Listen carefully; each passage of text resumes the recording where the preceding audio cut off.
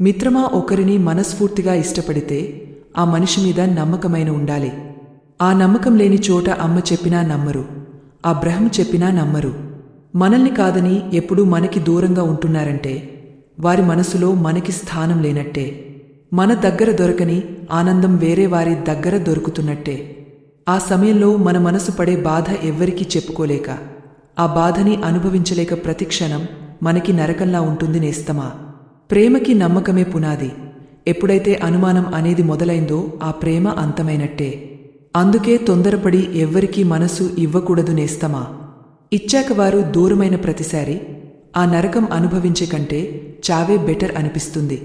కొంతమంది ప్రేమించిన వారికోసం చావు అంచుల వరకు వెళ్లి వచ్చిన వారిని, వారి ప్రేమని అర్థం చేసుకోకుండా నిత్యం అనుమానిస్తూనే ఉంటారు.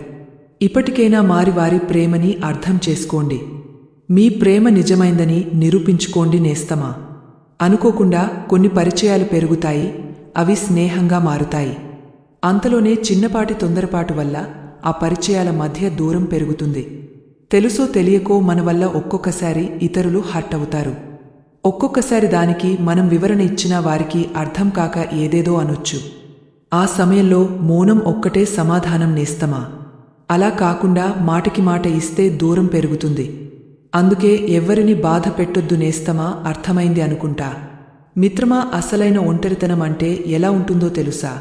ఒకప్పుడు మనతో మంచిగా మాట్లాడి మనతో అన్ని షేర్ చేసుకుంటూ, మార్నింగ్ లేచిన దగ్గర నుంచి నైట్ పడుకునేదాకా మనమే ప్రపంచంగా ఉన్నవారు సడన్గా మనతో మాట్లాడటం మానేసి, మనం ఎవరో కూడా తెలియనట్టు బిహేవ్ చేస్తూ వాళ్ల లైఫ్లో వాళ్లు హ్యాపీగా గడుపుతుంటే, ఇక్కడ మనం ప్రతిక్షణం వాళ్ల గురించి ఆలోచిస్తూ, తినేటప్పుడు తను తిన్నాడో లేదో, ఏం చేస్తున్నాడో అని ఆలోచిస్తూ మింగలేక కక్కలేక నరకం కనిపిస్తుంది.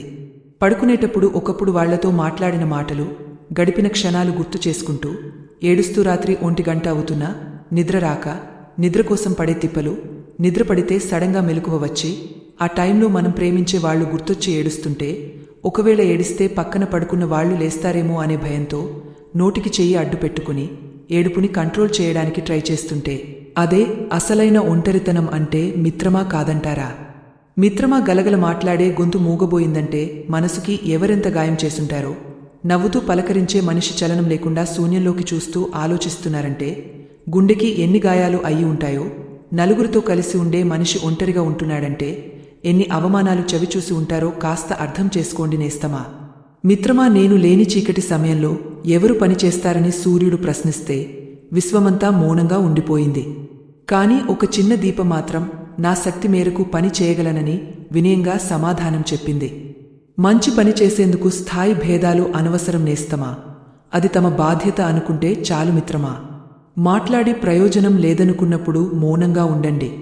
మీ మాటలకే విలువ ఇవ్వనప్పుడు వారికి దూరంగా ఉండండి. మనకు విలువ లేని చోట మాటలు మాట్లాడడం, ఉన్న విలువను పోగొట్టుకోవడమే అవుతుంది నేస్తమా. అర్థమైంది అనుకుంటా. ఒక్క విషయాన్ని గుర్తుంచుకునేస్తమా.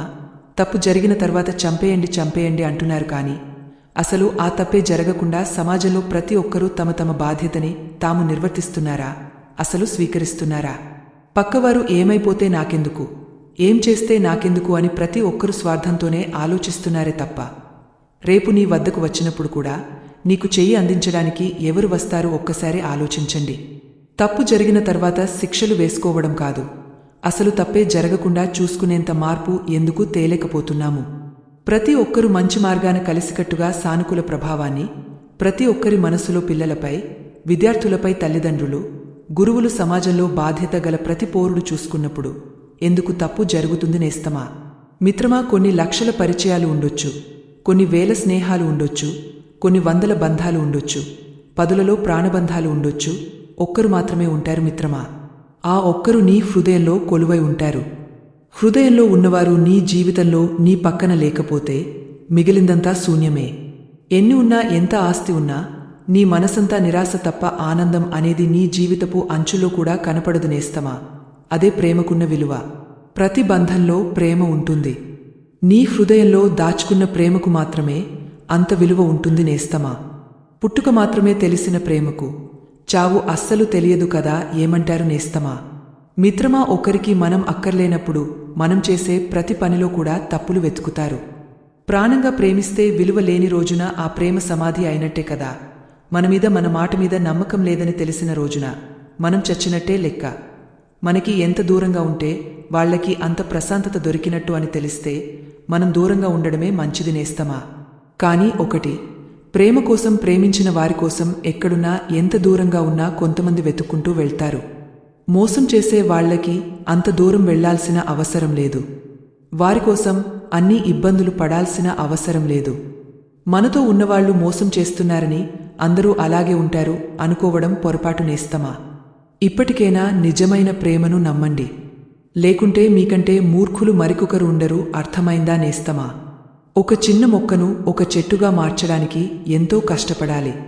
అలాంటిది మూరడంత ఉన్న పసికందును చెట్టంత మనిషిగా ఎదిగే వరకు పెంచాలంటే అంత తేలిక ప్రేమగా చూసుకోవడం, పద్ధతిగా పెంచడం, బాధ్యతగా చదివించడం, ఇవే పిల్లలు కన్నవారి నుంచి కోరవలసినవి.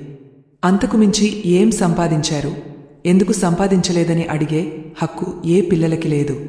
అమ్మా నాన్నల దగ్గర ఏ ఆస్తులు ఉన్నాయని చూడకు నేస్తమా. అమ్మా నాన్ననే మనకి ఒక పెద్ద ఆస్తిగా భావించు. పైకి గర్వంగా ఈడ్చికొట్టినట్టు మాట్లాడేవాళ్లు టెంకాయ లాంటివాళ్లు, బయటికి గట్టిగా ఉన్న లోపల చాలా స్వీట్గా అండ్ సాఫ్ట్గా ఉంటారు నేస్తమా.